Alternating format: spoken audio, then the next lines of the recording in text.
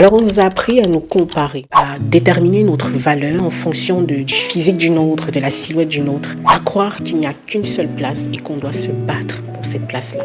Cette peur de ne pas être assez belle, de ne pas être choisie, ou alors de ne pas être assez visible. Mais la vérité en fait c'est que ce n'est pas l'autre le problème, non? C'est pas cette femme qui brille qui est le problème, mais c'est en fait ce sur quoi tu as arrêté de briller.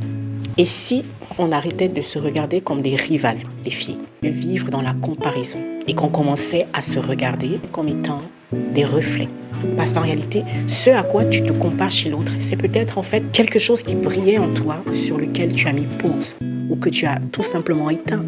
Il te suffit donc de réallumer sur ce bouton pour reprendre le cours des choses là où tu les avais laissées. Alors regarde chez cette femme-là, celle que tu envies, celle à laquelle tu te compares, celle que tu critiques, celle que tu jalouses et dis-toi pourquoi ça me gêne autant de voir ça. Peut-être il y a quelque chose en moi qui est censé briller autant, mais sur lequel j'ai mis une pause ou sur lequel je me suis complètement déconnectée. Je crois fermement qu'une femme qui se connaît, qui connaît sa valeur, n'a pas besoin d'écraser une autre, n'a pas besoin de détruire une autre pour exister. Et je suis convaincue d'une chose, c'est que chacune de nous porte quelque chose de différent. Tu n'es donc pas en compétition, tu es en construction.